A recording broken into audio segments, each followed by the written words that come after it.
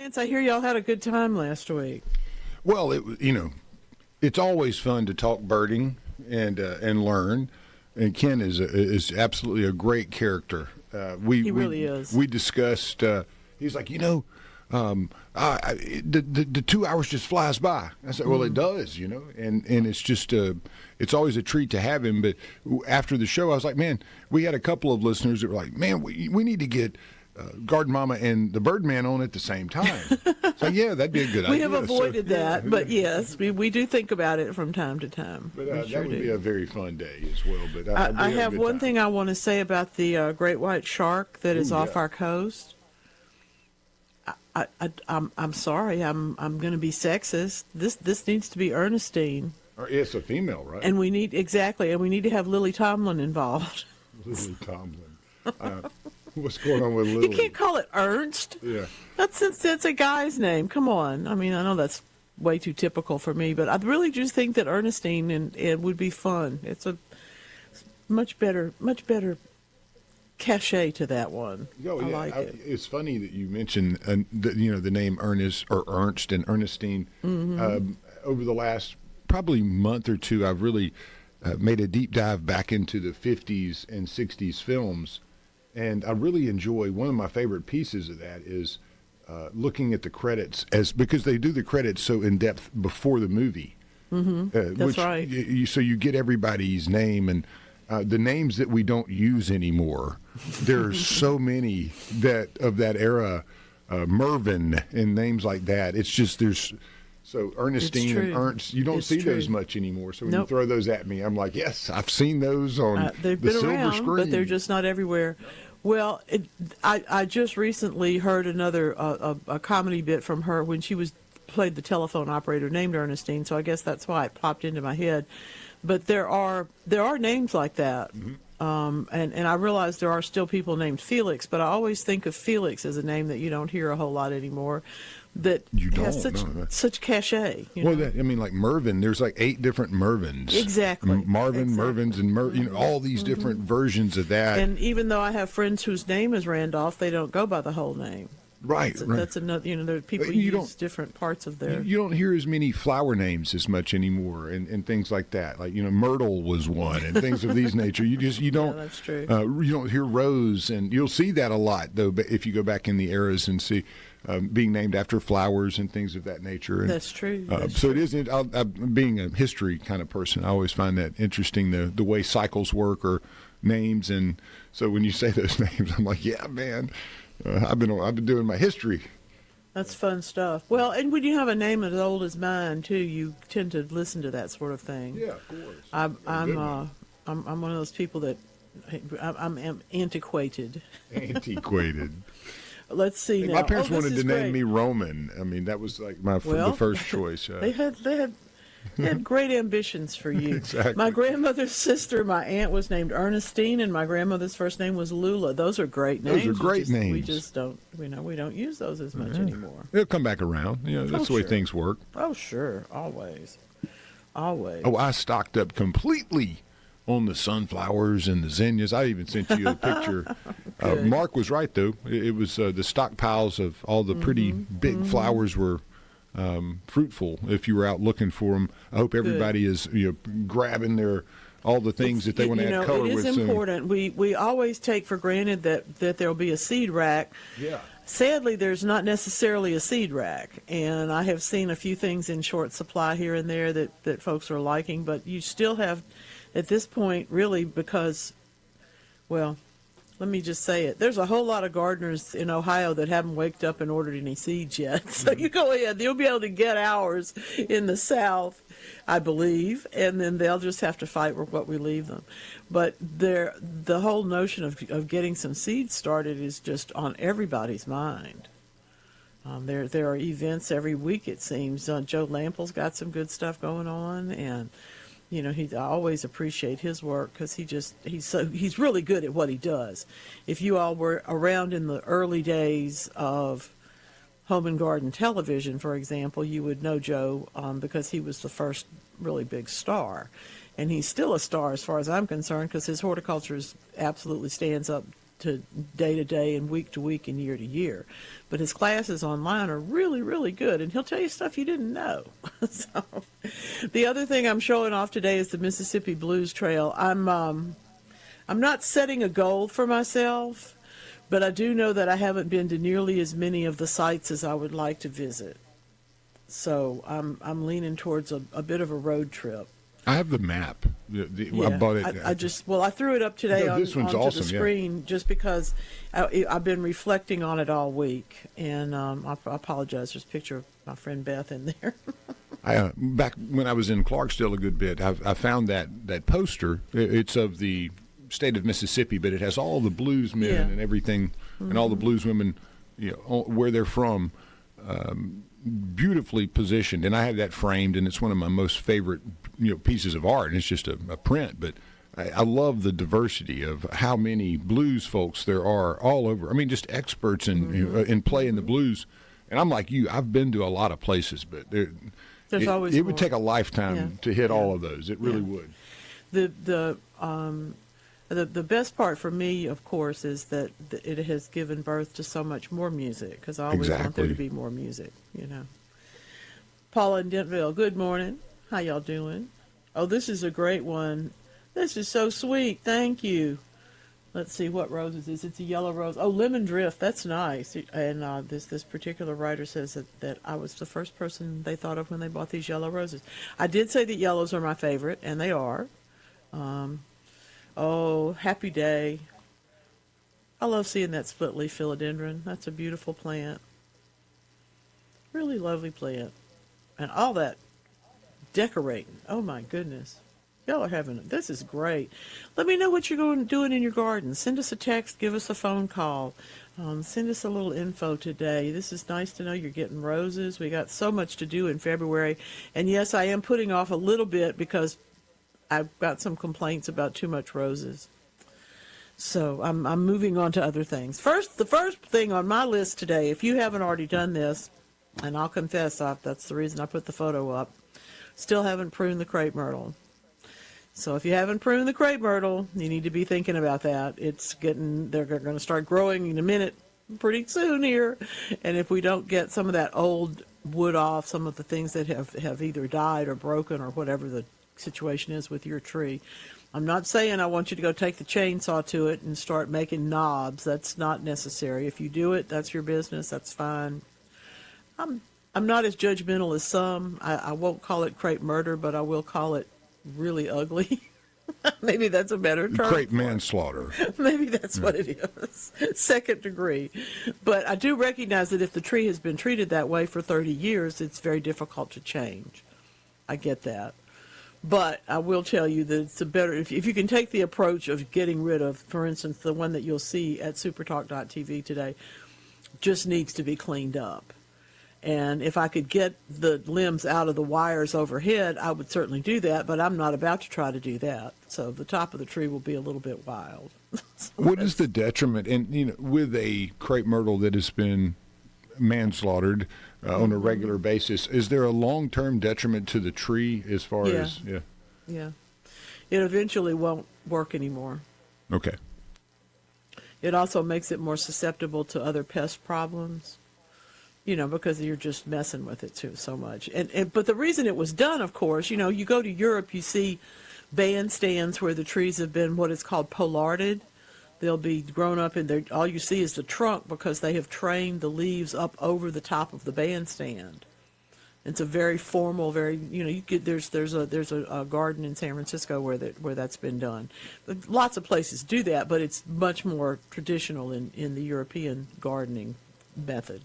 So if you see that, you think, well, what's the problem with doing that to crepe myrtles? First of all, crepe myrtle's a much more supple tree, and so it springs back with growth faster. But it also it also shortens the life ultimately of the crepe myrtle, or makes it vulnerable to some of these other problems like crepe myrtle bark scale and all of the aphid problems that we see so much. It just makes it a more of a target. That's why the newer varieties, things that were developed in the latter part of the 20th century, are a much better bet when it comes to anything resembling if you want to get a small crepe myrtle, a big crepe myrtle, one that goes into a basket, there are different ones of different sizes, but get varieties that were developed in the latter half of the 20th century. They'll last a lot longer. They'll have fewer pest problems, and you will find that they grow to be the size that they say they're going to. The reason in some cases that we took the crepe myrtles on such a rough road was because they were so much taller than anybody expected them to be. If you plant one on either side of the front of your house, and in, just about a minute, they're suddenly sending up these weepy stems up over the top of your house. Of course, you're going to prune them. And then you prune some more, and then you prune some more, and the next thing you know, you've got a lollipop. Well, that might work because it matches the size of the house. It's just something that will ultimately slow the whole tree down. Makes more flowers, though, so people like that. People yelling right now. The house where I live, there was 4 very beautiful crepes. As they started to age, a couple of them, the constant pruning seemed to create issues with them, so they kind of died. 2 that were on the edges of that little thicket that were planted in a nice orderly row. It wasn't like they were just thrown there and it was a thicket. It was just 1, 2, 3, 4 in a line, and the 2 on the edges had survived and have done very, very well. And on the edges of the house where we've allowed them to grow up and continue climbing to the skyward, and then they kind of tump over at the top, and they're really beautiful. That natural growth pattern is a lovely shape. It doesn't fit everywhere. I get that, and of course. The problem with it, too often there are the trees are planted in the space where the electric wires are going to run right through them, and that creates a whole other set of problems. So I'm glad you avoided that. Well, lucky, but again, the ones that have seemingly not been pruned very aggressively have been extremely healthy, provided a lot of beautiful flowers, and have grown much more skyward and have a kind of a fountain. They do. They have an upright vase shape. They're beautiful. I love them. Yeah, that's neat. Something else coming up. Speaking of flowers, I'm happy to tell you that the Flower Growers of Mississippi are beginning again February 17th. Donna Yowell has invited me to come and teach with her. I want you to register for this. I want everybody to come join us. If you've never taken classes in how to grow cut flowers, you don't know what you're missing. And if you are a cut flower grower, I'm happy to tell you that we are offering not only essential classes, but we're also offering advanced classes this year. So check it all out on social media. It's Flower Growers of Mississippi. This will be specialty cut flower growing. You can send me an email, mamaaonair@yahoo.com. There's a really goofy woman, that would be me, doing a video about this out on social media, which I did not send to you, Lance. You don't need to see that. I want to see this. But we'll just trust me, it's starting up in February. We'll be doing a class every month. They're going to be Zoomed and then archived, so you'll be able to access them as you wish. There's also going to be a couple of events during the year like there was last year, and it's going to be a great time. Cut flower growing is good for you. Cut flower growing for profit is real good for you. That's where I was kind of going next. I have a big field I'm intending to put a lot of sunflowers in this year. Yep. I would really like to learn. We're going to turn you into a cut flower grower before you know it. That's my goal here, Have a field full of profitable sunflowers. Come on with us. It's an investment that you can make in yourself. I don't care if you're thinking about a full-time job, if you're thinking about something to add to your income, if you're thinking something you want to get your kids involved in so they can raise some of their own money, for their lives as they go forward. Cut flower growing, 80% of the flowers that we sell in the United States come from overseas. We can grow 80% of those flowers, all right? We can't grow every single thing, but we can grow so many in the Deep South, particularly in Mississippi. So join me for that. It'll be fun. It'll be fun. Years ago, I bought a miniature crepe myrtle. It's 8 feet tall. Yeah, it's not mini and anymore. Sometimes things are misjudged. Other times things just do better than we expected. And frankly, sometimes things defy expectation. The fellow David Chapin who bred the smaller crepe myrtles used to have some. He would have like a whole row of them in the research that would be the same exact size, and then the next one would be 2 feet taller, just for the exact same plant. Just that's how those things go. That Punnett square will throw you off every now and again. Mm-hmm. I learned a lot about that with breeding beagles and dogs over the years, and plants are not much different. You're going to get that very recessive gene will show up at some point and be like, "Whoo, there it is." You're kind of thankful for that, because then if you're growing something, you can splice off. And we certainly would not want. We need genetic diversity, because if we have genetic similarity too much, we end up things can't. It's like our banana problem. The Cavendish bananas that we all go to the grocery store and purchase, that's fine and good. But because there's that one variety that dominates the world in terms of commercial banana production, it's very vulnerable. And there are years when entire islands of it are just wiped out with diseases. So it's just that's kind of, we have to measure those things. You have to have a little bit of each. Well, tips on how to root cuttings from the existing healthy Peggy Martin rose. This is a great question. Mm-hmm. Peggy Martin is so pretty and so vigorous. I would suggest layering at this point. I would suggest taking some of those branches, laying them in the ground in a trench, and just covering them up, weigh them down so that they're in the ground, but you've got some green material coming out on the other end, away from the mother plant. Weigh those down, do as many as you want, and then in maybe 6 weeks, 2 months, go back and just kind of lift a little bit and see whether or not they've started to root. They will. And pretty much, probably by May, you'll have enough you can dig them up and start planting them. But I would do layers at this time of year. That's the easiest and frankly, the most effective way. I see we have a visiting skeleton this morning in our flamingo factory. He always floats around somewhere around the homestead of. That's great. There in Brandon. Yeah. That's fun. The other thing I think about when I think about Peggy Martin roses is that that you can use a little bit of rooting hormone on them, but more important is just to keep their rooting area slightly moist, and just not wet, but just slightly moist. Okay. All right, we're going to take Ernestine and slip out of here for a minute. Stick around. This is the Garden Mama Show. Well, good morning. Welcome in. Welcome in. There is so much going on in the winter garden right now. I got to tell you, I really appreciated Mark bringing some calceolarias and little miniature roses. There's sweet alyssum. There's so many things that are in bloom right now at your garden centers and in your sunrooms. Those of you who are, the indulgent ones, keep that really nice warm room going. There's a reason why it works, and I appreciate it. I'm so happy when you send me photos, mamaonair@yahoo.com, and or into here at the show. We appreciate them all over the place. Let's step outside. Since we've been talking about pruning, let's talk a little bit about other things that could use your attention. There's particularly in the area of camellias, the sasanquas have probably started to grow in many places, the ones that are not just sitting there waiting for the temperatures to change.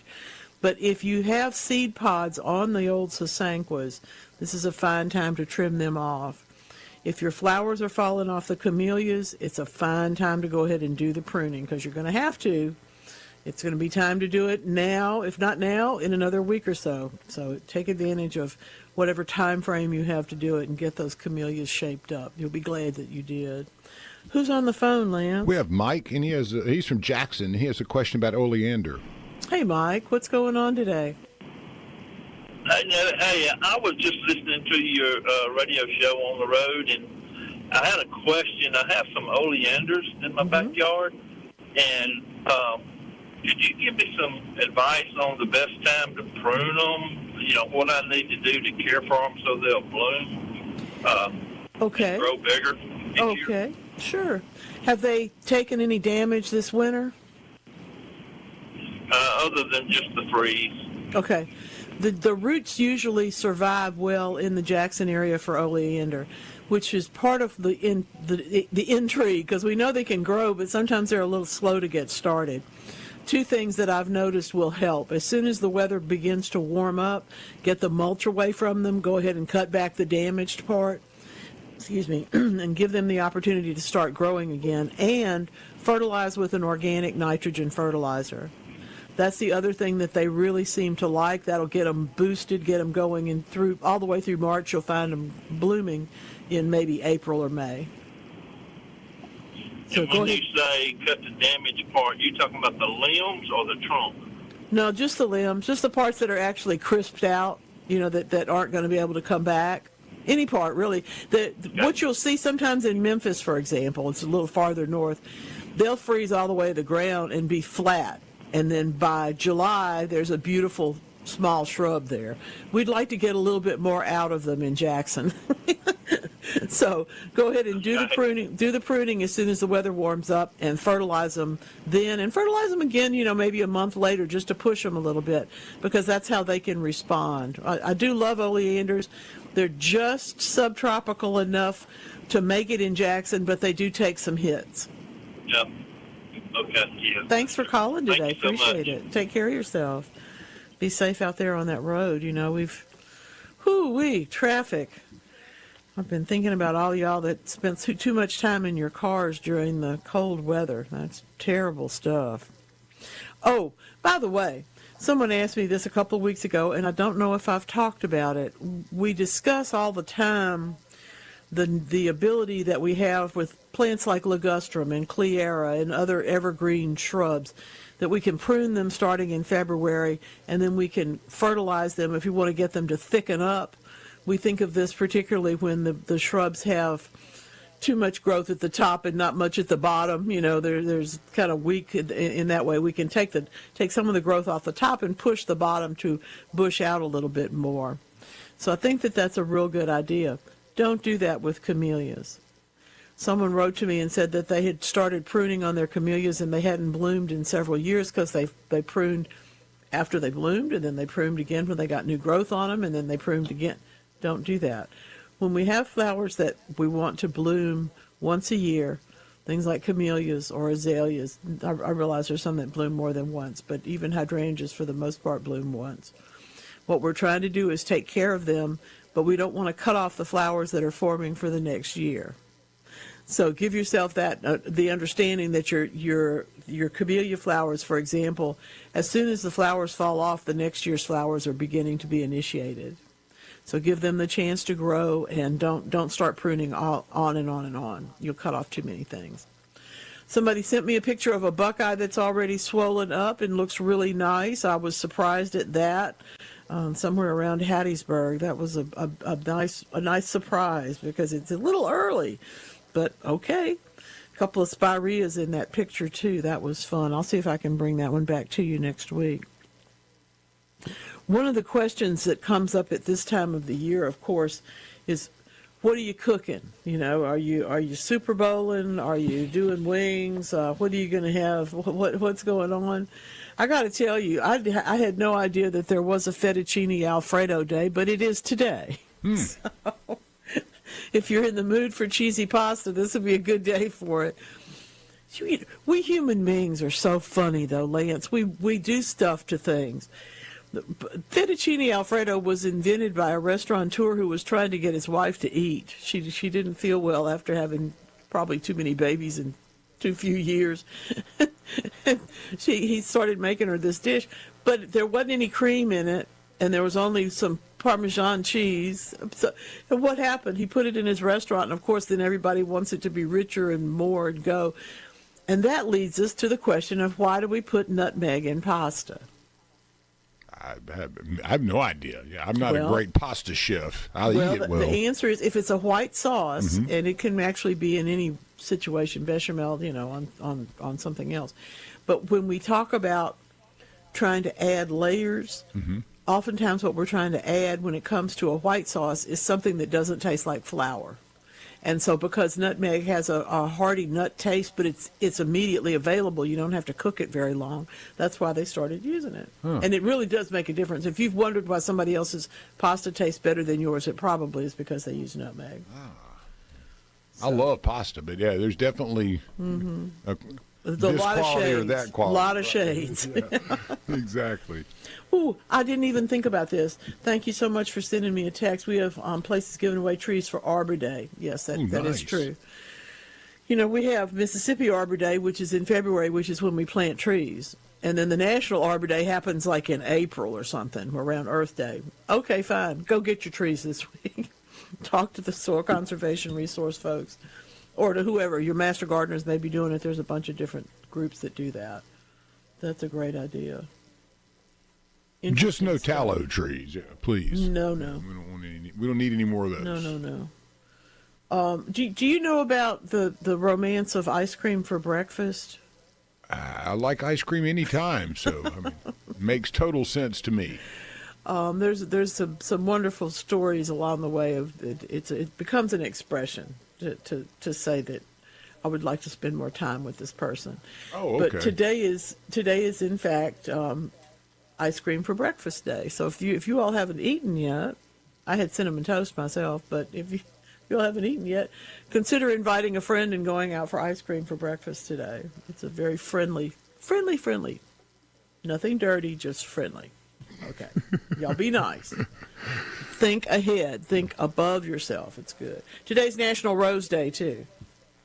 Now, I thought to myself, why am I not going to talk about roses? Well, because I've done it, and I got so many complaints from people that don't like roses.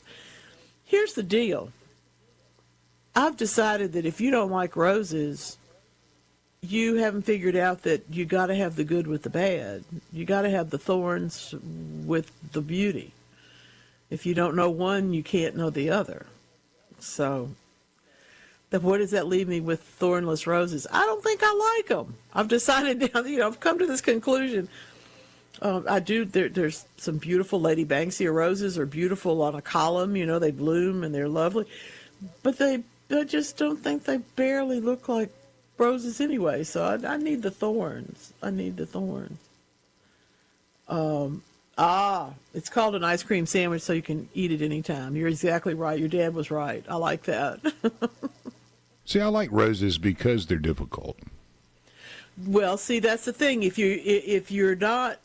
there's not a vulnerability to something, then maybe it's not worth fooling with. If you're not, I'm pretty sure it's Abraham Lincoln who originally said that if you don't like the thorns, you don't understand.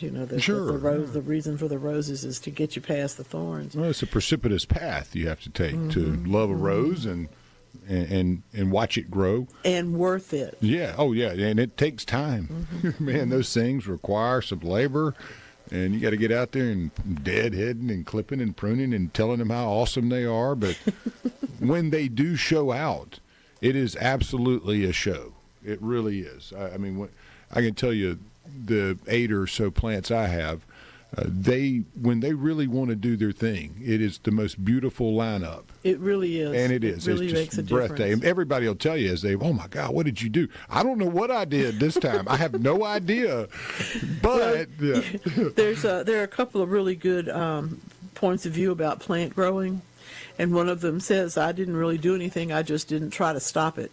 Yeah, I think it's kind of the Grateful Dead mindset. Some of that, just went out and grabbed it. Yeah, it was already there. It was there. I just didn't mess it up. Yeah. I just tried real hard not to mess it up too much. I do think that that's part of the great joy of, and that's why we want to grow some of our own food, is because sometimes it turns out different. Sometimes it's a little challenging, but it's an interesting process. And as we look at all of this research and things that are coming along to tell us how there's just so much time spent staring at one device. I know I stare at my device a lot. I'm not going to say I don't. But if you're not putting your hands on other things, if you're only looking at pictures, you do have to make the connection. I'm here to tell you that we need to listen to those 20-somethings and 30-somethings that seem to be so obsessed, because they really do know stuff we don't know. All right? Got to pay attention. But we also need them to understand that they got to use their hands too. So there's more communication necessary out there. I bring you from the late Jim Wilson. I found this morning, and I just love this. He's so great. He was the host of the Victory Garden on public television for a number of years, wrote lots and lots of books, just great dancer, always a lot of fun. The worst dirt I ever saw in my life was in Jackson, Mississippi. Stubborn as a tired mule, weedy as an abandoned pig pen, as sticky in spots as silly putty, but in others as hard as a landlord's heart. It cried out, "Loosen me, let me breathe, turn me into soil." And then, of course, he goes on and tells you how to do that. But it is true that in the Deep South, he was from over closer to the river and always was amazed at the clay that we had in this part of the world. But when we talk about working up the soil and getting ready for a raised bed or getting ready to plant a tree or getting ready just to do anything, really, we do have to take into account what we have. So if you have never gone out and dug up some of your soil to do, for example, a test to see whether or not your soil can drain, you don't know how much you need to amend it or if you need to amend it until you find out whether or not it can drain water or whether it holds water. So those are a couple of the things that I want you to be thinking about as you're getting ready for the spring. Give yourself the chance to really take a look at your soil. You may not have quite the mess that Jim Wilson encountered in our beloved Jackson, but on the other hand, you may run into some really dense gumbo. You may run into some soil that just runs right through your fingers. It's so sandy that you don't think you can get it to hold on to anything. All of those soils can be improved enough to grow flowers, to grow vegetables, to grow a landscape. There's no reason not to do all of those things. I'm particularly interested that people are wanting to do more and more native plants, and yet we still have to do some of the improvements to that, you know. Oh, thank you, William in Escatawba. He likes Stephen Stills, too. Of course, yeah. We do. Treetop flower is one of my favorite. Is it okay to plant lettuce now in 8A? Yes, if you were prepared to cover it in case of necessity. If I were starting lettuce right this minute, I'd try to do it in a flat with some heat underneath it and then transplant it in a couple of weeks. But if you want to start it outside, go ahead and do that. Just be prepared to cover it. It'll be slow. Okay? Okay. Swiss chard's out there. Swiss chard's good. Lettuce. What's my favorite? I like semi-heading lettuces. I like butter lettuces myself. I like red lettuce, too. Red sales is a good one. I need to get out of Janice's way. We'll be right back. You know, it's terrible because English majors don't like to write partial sentences. But I just wrote back to Corinne and I realized it's not a full sentence. My apologies. She's wanting to top off her vegetable containers and wonders if composted manure is a good choice. Do you need to let it stand a while, this and that? And I said, no, if it's composted, then it's ready to use. But I would say that I'm going to mix it with a little bit of the existing soil in that vegetable, you know, the vegetable soil that you used before, because I don't want it to be so heavily nitrogened. I don't want you to transplant your broccoli in there and have it immediately go limp because it's got too much nitrogen coming to it. So, but I did not write a full sentence. I apologize. Ellie's in Florence. She wants to put a red, white, and blue garden in this spring. So what about choices for blue flowers? I'm always going to tell you that there's a couple of different ways to go here. And in my world, I'm going to go with an early season cornflower, nigella, maybe lobelia if you like a dark blue, and then be sure you're also growing plumbago for the summer because they won't make it through the summer, but you can keep blue going all the way through. What a great idea for the 250th birthday of the United States. I like that. Real good idea. Real fun stuff.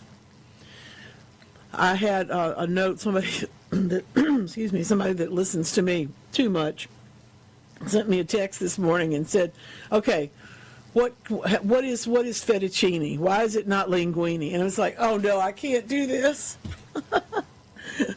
We can talk about all the different kinds of, all the different kinds of pasta if you would like to, but I have to tell you that strips and stripes of pasta, until you get into the ones that you cut, yourself with scissors kind of stuff, are really all about the same. It just depends on how long you're willing to cook them.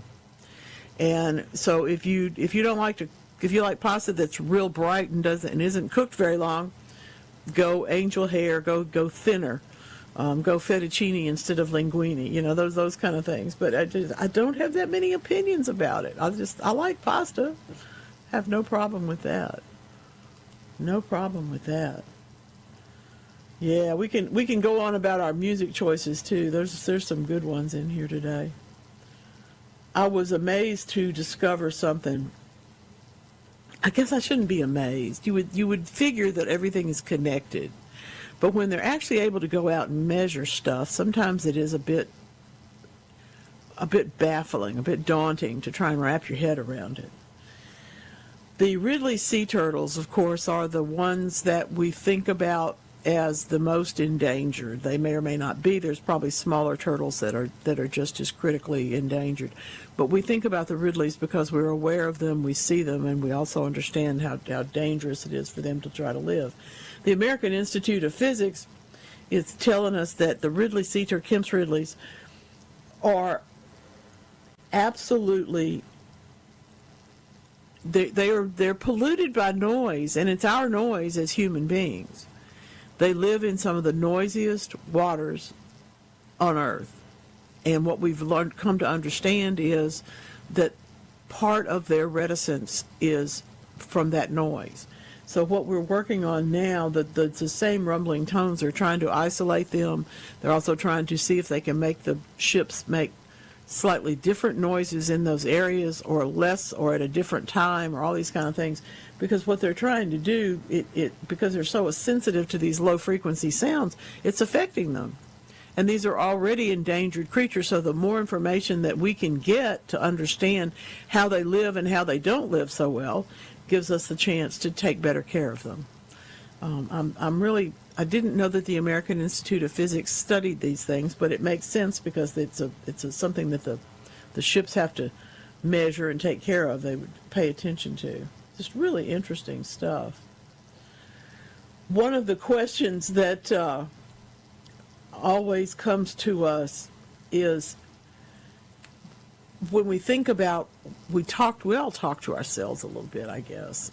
Some people more than others. I'm bad for that.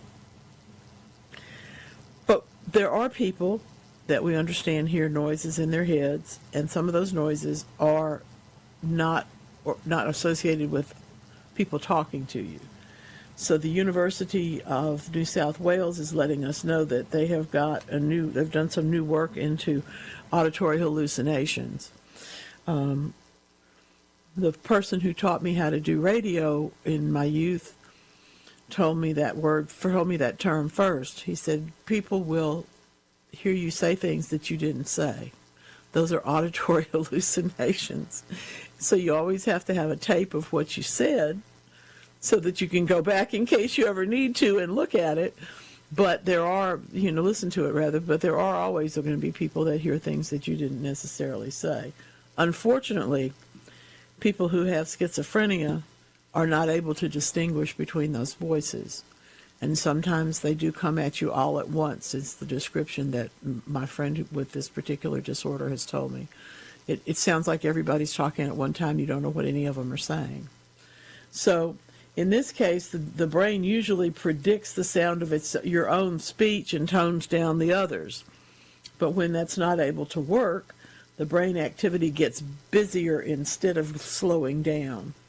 And that's what they're trying to work on in terms of trying to deal with this, is ways to help those voices separate out a little bit more so that my friend can have a conversation that she doesn't feel like is being intruded on by a couple of other people. Here's a great question. When rooting cuttings in water, does it matter what kind you use, tap, spring water, or distilled? How often should you change the water? Interesting. Okay. If I went right now and did a search, I would find people telling me in different parts of the world to use only this particular kind of water or only that, to be sure that it's boiled, to be sure that it's not, to be sure that it's at a particular temperature, to be sure that it's at some other temperature. People have very specific recommendations based on their experiences. And yes, we do have some research, some actual hard tests that show us that things can be, that bad water can be corruptive to the rooting process. My thought is, if your tap water is adequate for you and your pets, it's most likely adequate in the Deep South. It's most likely adequate for rooting plants. If we were in West Texas, I would probably tell you that it might be a little bit alkaline, but our waters here tend to be a little bit closer to neutral. So that's the first step. The second piece of it is that if the water gets cloudy, obviously you change it. Sometimes you even have to make, if you're not getting rooting that you want to get, you may have to make a fresh cut, put in some more water, drop in a little dose of fertilizer in that water to get the whole thing to work better. Depends. And let's see. Tap water, spring water, or distilled water. We often think about distilled water when it comes to hydroponics. And so if your water has had problems, if you don't drink it, then you probably would at least want to let it settle out, or you might want to filter it before you use it for your plants. Okay? Okay. We'll talk about doing a soil test in the next hour. That's another good question on the text line this morning. So many things going on. We're overturning rules of chemistry today. And oh my goodness, what are we going to do about double bonds that won't stay flat? Well, we'll have to let Bonnie Raitt take care of that. Come back with me. We got another hour of Garden Mama to deal with this morning. Come on along. I hope you'll be here for the ride. Keep yours from looking so ratty. You can ignore them a little easier if they're not so covered up in horrible dead leaves. And it also gives you something to throw into your compost if you've got somewhere to put that right now. I hope you do. It's a good place for it. Really good questions today. Y'all are having some fun ones for me. I appreciated this good question. You mentioned a soil test for the ability to hold water and also the ability to drain it. You go out into your garden, you might be looking at your lawn and you're thinking, this is a beautiful sunny spot. I'm going to make a bed here and plant some tomatoes. Or you might be looking at the space underneath a tree and thinking, I'd like to put some annuals under here. Or you might even be looking at a bed that was made 10 or 15 or 40 years ago and thinking, wonder if this will still grow something. The way to test the soil for its first property, and that is its ability to percolate water, is to get yourself the opportunity to dig a shovel's depth into the soil. Doesn't have to be big. It can literally be the size of a fairly large can. Poke holes in that can, okay, that you're fixing to put in there. You can also do this with a plastic jug, whatever you've got. What you're doing is you're digging a hole about a shovel's depth deep, maybe 6 or 7 inches across at the top. Then you're going to put in the thing with some water in it, and you're going to walk away. See whether or not it percolates out into the soil. Now, that's the first test. If you're able to get a perforated container to go ahead and move out into the soil, then you're in pretty good shape. Sometimes, though, it won't.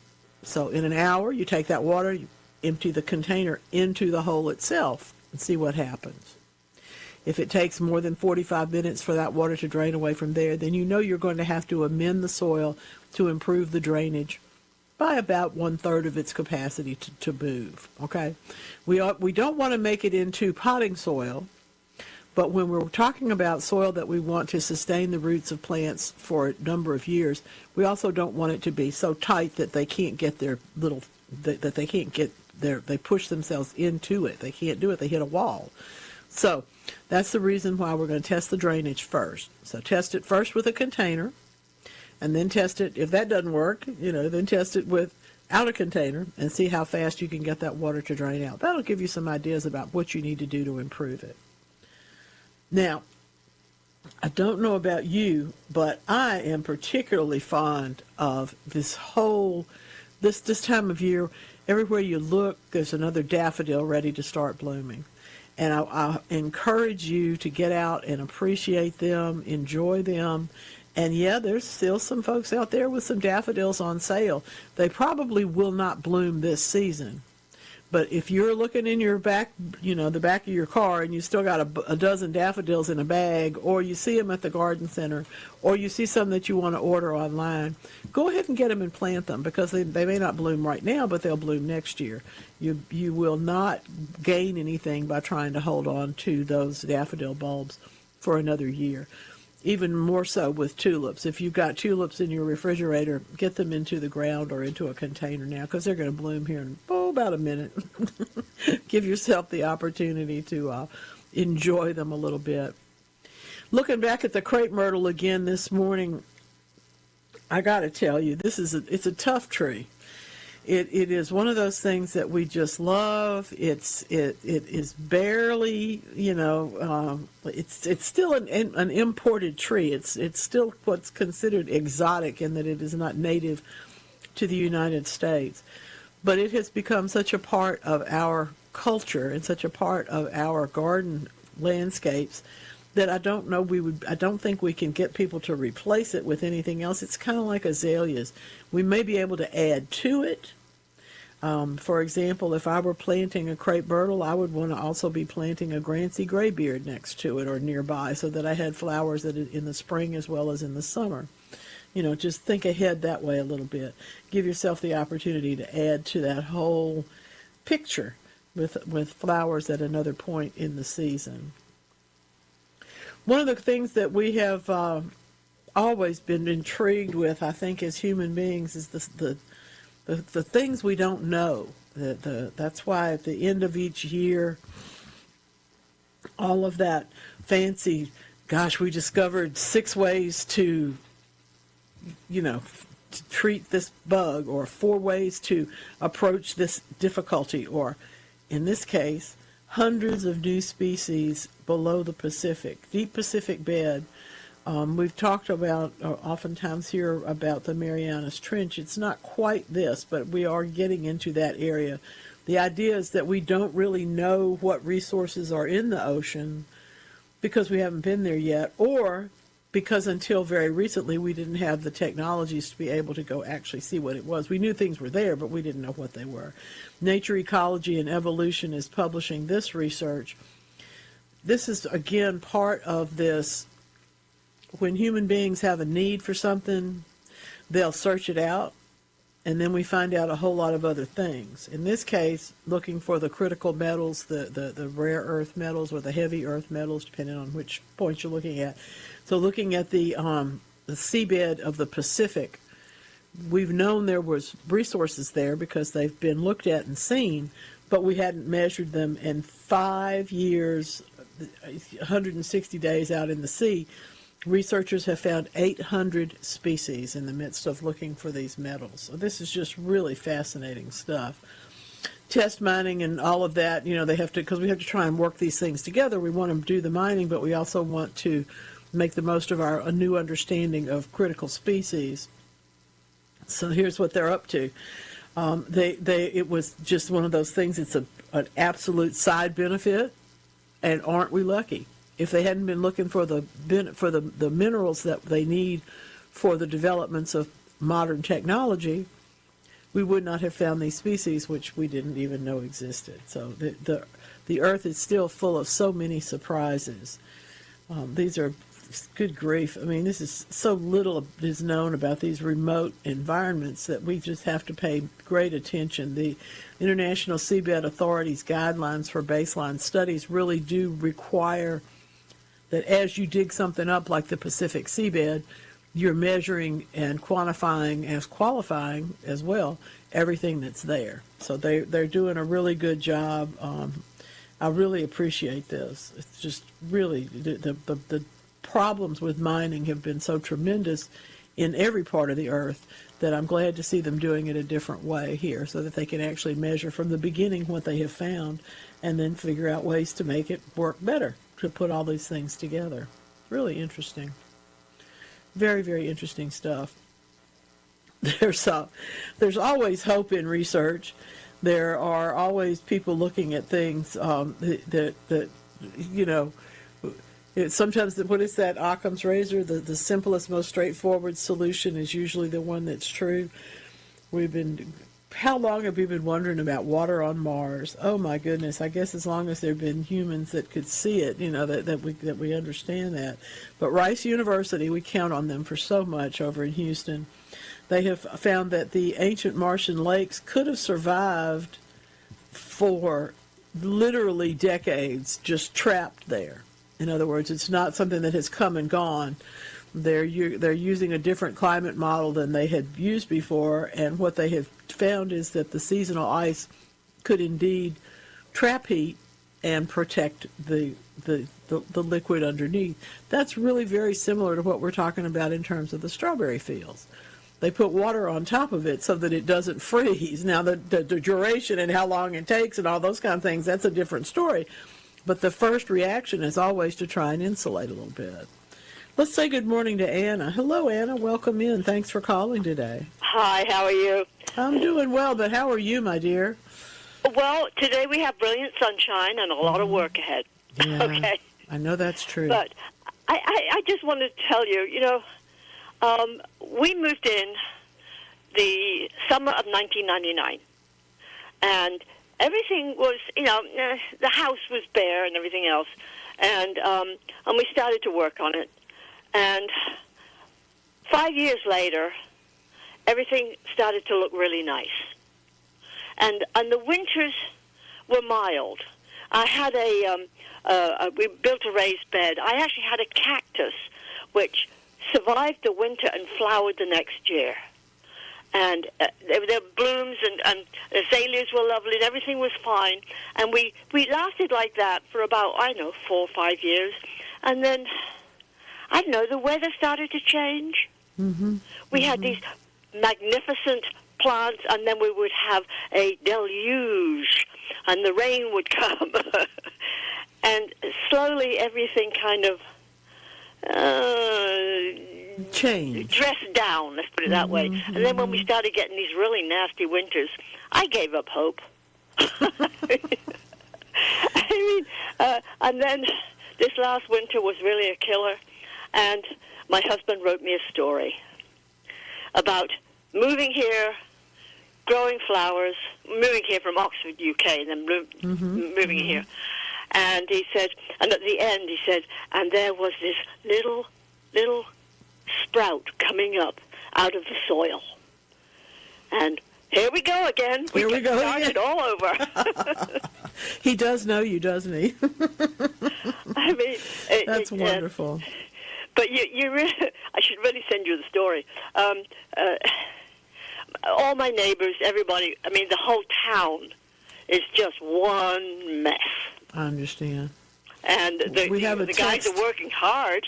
We have a text for you, Anna. There's a question of, did you find out what the birds were? Did you and Ken decide they were vultures? Oh, yes. Well, Birdman seemed to think that they were probably vultures. But we have a lot of bluebirds around here because I was feeding them. I kept throwing out the seed. Good.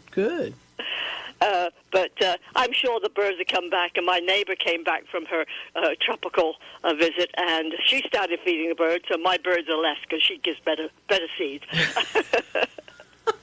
Well, I guess that's where pecking order came from. I don't know. But I just hope that this summer we do not have another drought. Well, when you talk about the changes, I thought immediately of the drought because there were 2 drier years than we had seen before, and that was really a big surprise. But it's also true that there was a point when in my Jackson garden where the wind began blowing right there around maybe 2005, and it didn't stop for years. Everything dried out, and then we went into that drought time, which was just awful. So I understand what you're saying. Things have been different, and things are not what we can expect. So I appreciate what you're saying. The trouble is we also get older. There is that. If we're lucky enough to be here, we do get older. That's right. The energy is not quite as strong as it used to be. Well, my theory is that there certainly should be somebody who's younger that wants to earn some gas money for anything I don't feel like doing. But it doesn't always work. It doesn't always work. Nowadays, they need to have some sort of certificate to say they're not going to sue you. You know what I mean? Oh, well, that's a whole other thing. Yeah, I know. Yeah, life goes on, and it's not easy. You're exactly right. You're exactly I guess right. we will start again. We're hanging in there. We'll get going again. It's February. You said daffodils are going to start coming up. That's and right. There's That's little right. things coming up there. That's right. So I'm looking forward to daffodils. Thank you, Anna. Okay. It's good to hear from you. Take care.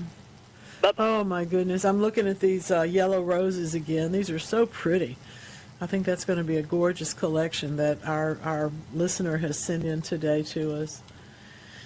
Yeah, some more information about where to get some of the trees for the annual tree giveaway. Give yourself a chance to get out there. The Arbor Day tree giveaways are out there. This is really what social media should be for anyway, right? It should be. How to connect us I think with it better was for a plans. while. Right. Well, and it is.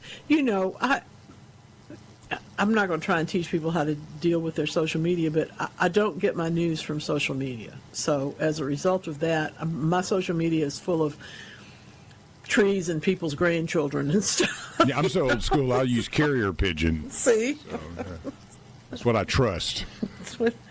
But, everybody has our ways. We all definitely have our ways. Interesting conversation, though, how things have changed and how since '99, Anna and I both have been living in places that we've seen change happen to. I was going to ask you because I lived in Oxford for 21 years. And I noticed it just seemed gradual, but in the edge, if Oxford is, say, one of the kind of on that Mason-Dixon line of almost where winter hits hard or it kind of doesn't. Does it affect areas like Oxford more when you have a 1 degree or 2 degree change? Where I can assure you, I would drive from Oxford to Jackson. It'd be a 5 degree difference every year, no matter what time of year it was. So down here, where it's a little more tropical with that 5 degrees, does that 1 degree have a great difference in yields and growth and those things over time? I never really noticed it. I think people measure those things for those reasons. And it certainly is true that well-sited fields, for example, have less differentiation between one year and the next. They'll have a windbreak, for example, or they'll have, some orientation that the farmer has learned over time. We can't do that so much to entire towns, but it does mean that when you see your landscape beginning to be inundated with water from one direction, the instinct is oftentimes to build a berm. You know what I mean? We try and make something happen that will ameliorate the circumstances, because that 1 or 2 degrees in combination with other factors, it can make a difference. Particularly if you're trying to count the day your tomatoes are going to come in, or the number of stems you'll have to cut for flowers for the market that week. It can make a difference. It's not huge, but it's something you have to account for, yeah. Absolutely. I do think over time, what we've seen in the drawing of the grow zones, for example, from the USDA, the temperature maps and whatnot, we have seen all of this moving slightly further north. The line for Zone 8, which is, we consider central Mississippi, it has A and B, okay? And it used to be that A was very, very well defined, and it was obviously the northern part of the zone. But now as the other has moved up, as the temperatures have shifted a little bit, we have much more 8B, and 8A has almost fallen into its own world up there with the 7Bs. It's just different, just a little different. Something for us to figure out, You may not want to know this, but even remote Pacific fish are full of microplastics. We can talk about that if you'd like to. I don't know what we can do about it. Something to consider. Hey now, we won't be gone long. Don't go far. Get you some coffee. We'll be right back. We have a confident gardener to tell us that we've got plenty of chilling hours this year for the fruit trees. That is so true. Woo-wee. Going to be a good year for apples, I believe. That's the really good news, I'm happy to say. And today, I know that it's a constant for the whole month of mostly January and February. You got Mardi Gras going on, so maybe a little theme to the music today, just a little as bit. usual. Just a little bit. But yeah, today's a big day down there. There's a lot. The whole thing wraps up on the 17th of February, which is early in terms of the season. It's also Chinese New Year that day, and the very first evening of our cut flower growing classes. So if you talk about February 17th, you're talking about a big day in my life this year. Well, today in Metairie, you got this one, the crew of the Mad Hatters. Oh yeah, you got to see that. Oh yeah. And then in New Orleans is the crew of Pontchartrain and Mars and Choctaw and Foray. All of that. Yeah, Sparta Society and Pygmalion. Ought to be an interesting day. It's going to be a big day. And then, but one in Slidell is Mona Lisa and the Moon Pie. That's right. That's right. That. Mona Lisa's famous over there. Yes. That's a great one. The thing about Mardi Gras is that whether you're in Mobile or whether you're in Biloxi or whether you're in New Orleans or whether you're in Rio, for heaven's sake, for Carnival, it's a particular thing, and it's not for everybody. On the other hand, there's so many different ways to celebrate it. We've got right here in the neighborhood, we've got Family Gras, which is huge. There's concerts all day and all that sort of stuff, and it's intended as a daytime event. There's parades and whatnot. The parades go there, but it's also a party. It's a festival of that. So you can take your kids out and not have to just stand and wait for people to throw you something. You have other things going on. So there's a whole lot of that built into the culture. There'll be, food and whatnot going on, all of that. Of course, for the Mardi Gras, it's gumbo time, but it's also time for Super Bowl and chicken wings. So, who doesn't like all that? This is a really good one. What about the Saints playing in Paris this year? I think that's wild. Don't y'all think that's wild? I love it when NFL does that. It's pretty cool. I know it's no one's going to give us tickets, but we were wishing. We'd love to go. Something else you need to be thinking about, gardeners, it is February. It's time to plant those potatoes. Now, I know everybody thinks, well, I'll just go buy some potatoes, but there's a lot of different kinds of potatoes. And there's also something to be said just for the process of growing them because, frankly, they taste better and they're interesting plants, too. Brand new research being released this particular week. Our friends at PLOS are telling us about this. You say something and you say, well, of course that's how it happened. But until you actually go back into the fossil record, you may or may not be leading yourself down, some path that's somebody made up. Back in the day, more than 10,000 years ago, the Four Corners region right here in the United States, there it's the southwestern part of the United States, indigenous peoples brought the first potatoes and moved them from place to place and began planting them. When we study human culture, we understand that people are hunters, and then they're gatherers, and then they are cultivators, okay? So this is the hunters and the gatherers, and then they became the cultivators. And it's really wonderful stuff. It's Solanum jamesii. You're still planting solanums. That's what you're planting when you plant potatoes. But it was the way that they're able to tell this is because of the fossil record. And I'm just going to tell you her name. Lizbeth Louderback of the University of Utah is the one that did this research. There have been people working on where does our food come from as long as we've been human beings eating food. But this kind of breakthrough to be able to trace this through the fossil record and show us how the potato came into culture is a big deal. Good question from one of our listeners.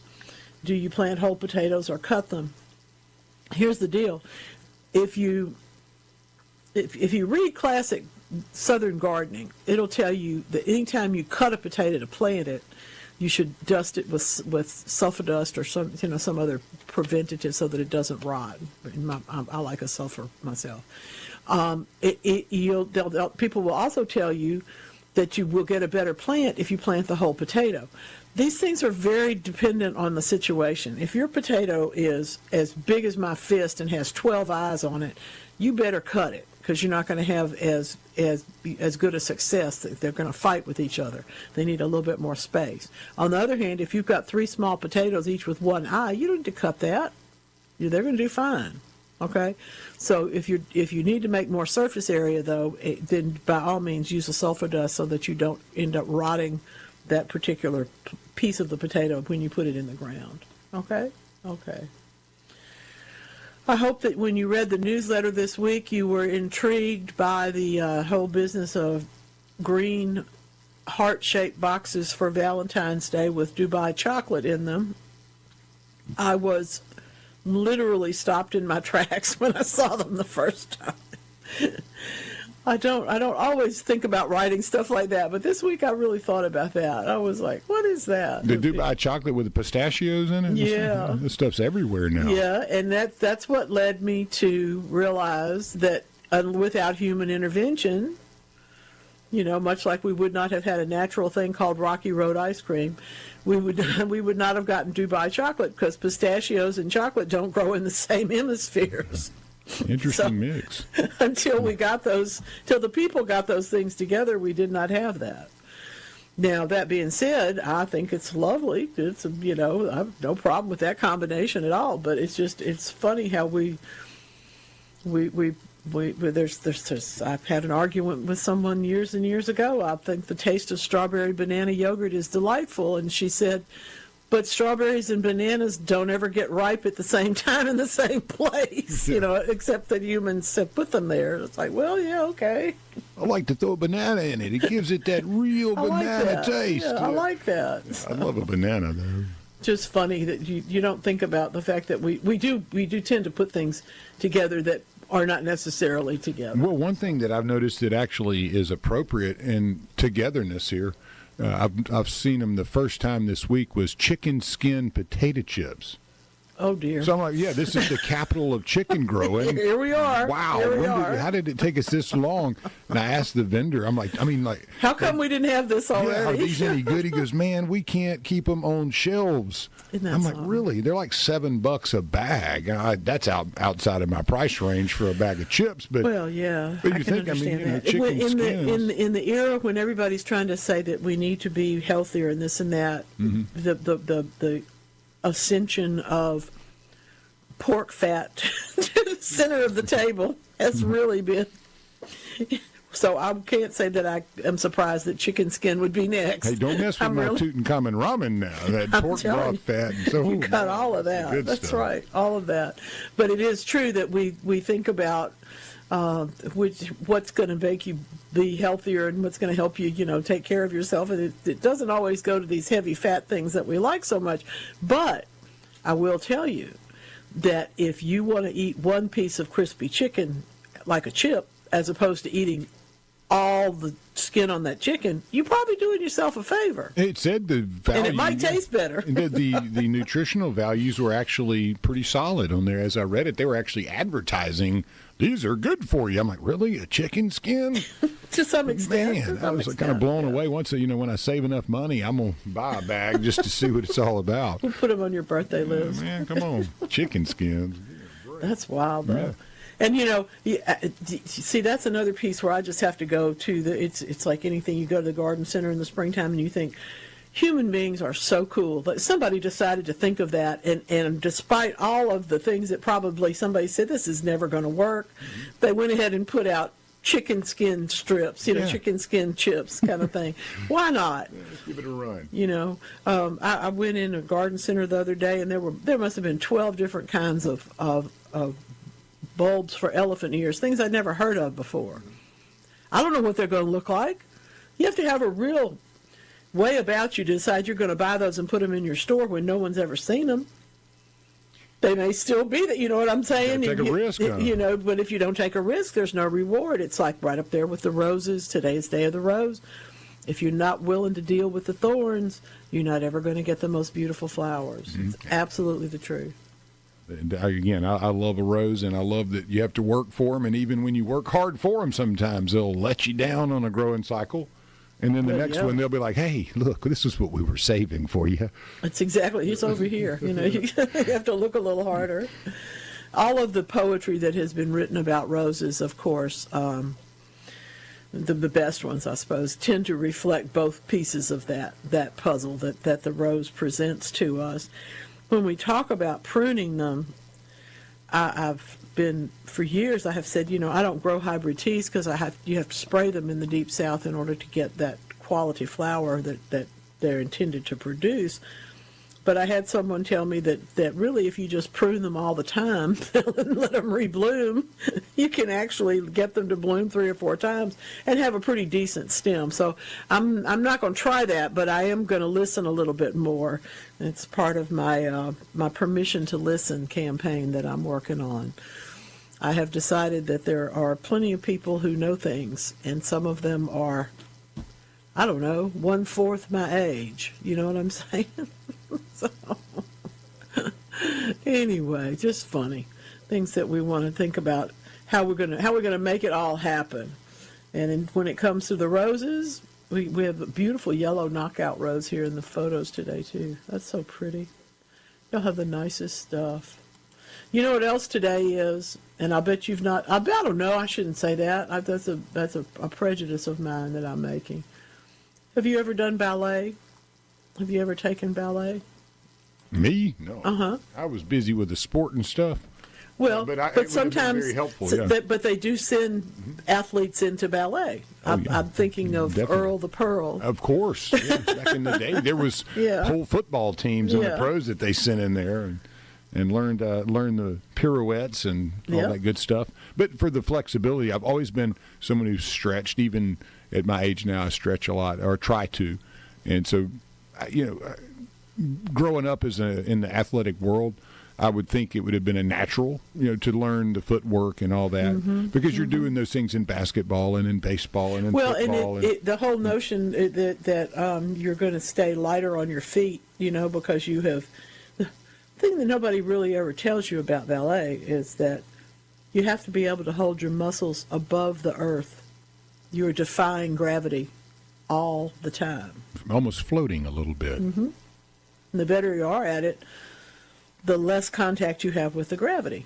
And so putting those muscles into the kind of form that can do that, it goes directly into any other kind of athletic, endeavor that you might decide to do. We had a guest yesterday on Mary Whedon and you, Claire Ridgway. She is a ballerina with Ballet Mississippi, and their season's kicking off, and just fascinating listening to Mr. Carey and her, and who runs everything at Ballet Mississippi, and Lynn Whitworth. They're just great people, but the athletic ability it takes. I mean, she has 3 sons, and we got a bunch of questions about that. Do your sons in dance? She's like, no. My husband was a basketball player. They're very, they like to play ball. And then we get texts going, we know her kids, man, they're real athletic. But if they really wanted to go that route, I'm sure they would have the ability to do that. And dance is fascinating. I've always been a great fan of the theater and ballet and opera and all that, and it's a beautiful art form. Absolutely. Well, it's one of those things that is so ancient that we have really.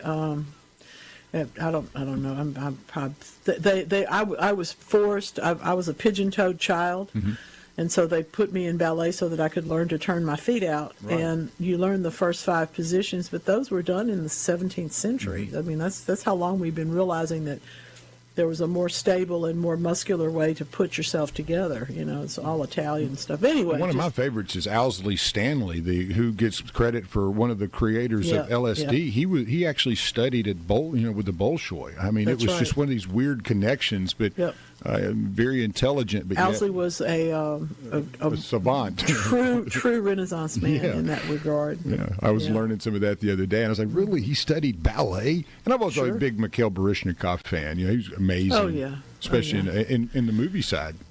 Well, we all, those of us of a certain mind and age thought that Mikhail Baryshnikov had been literally sent by God to entertain us. He's amazing, just man. So Goodness magnificent, so magnificent. And each generation is lucky enough to have all of that.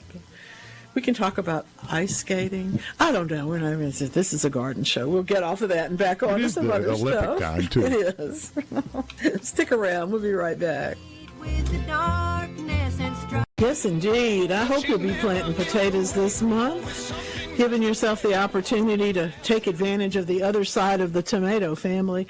Now, don't plant the potatoes where you planted the tomatoes last year. Not in the same container, not in the same soil, not in the same spot.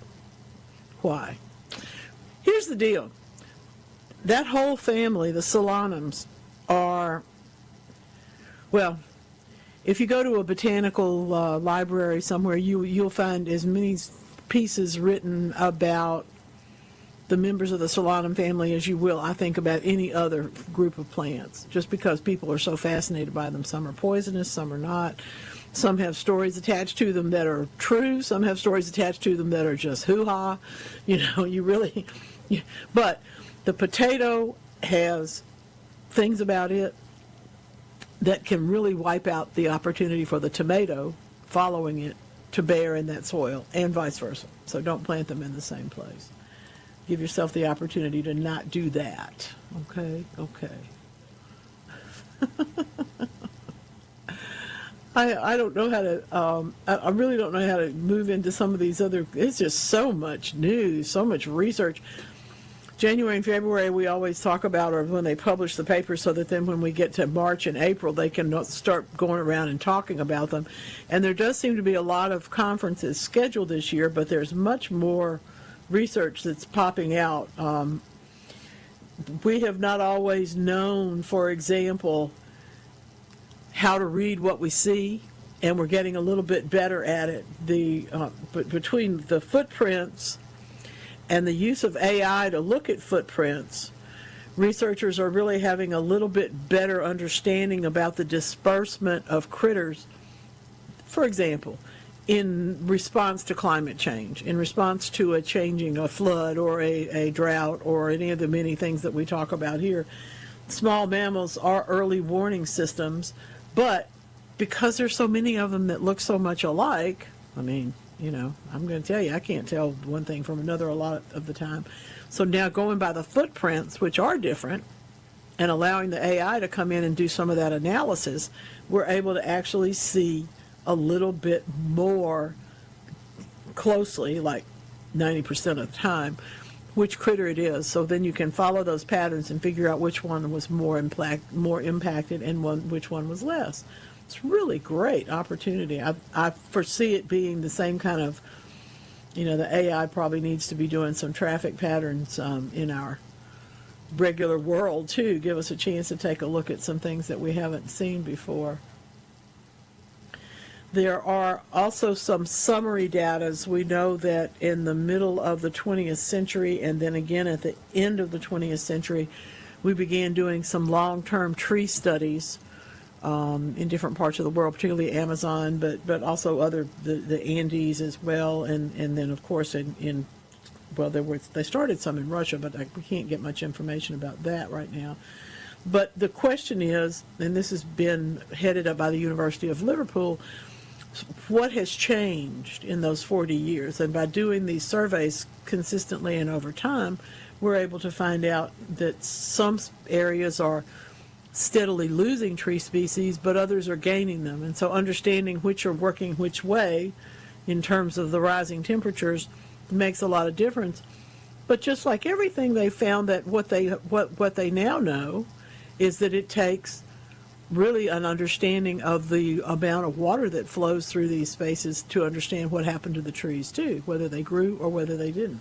So conditions might be hotter and drier, or they might be hotter and wetter, or we go back to that, to Bob Bruzek's, there's only four things. It's either hot and wet, hot and dry, cold and wet, cold and dry. There's not that many choices. So rainfall patterns in this case, of course, turn out to be just as important as the temperatures themselves, and just as important as the soil. So it's kind of an interesting bit of that to figure out. Talking about nitrogen, adding it to giving yourself the opportunity when you do that layering on some of your woody plants that you're putting into the ground, and some other things where we're understanding the role of nitrogen.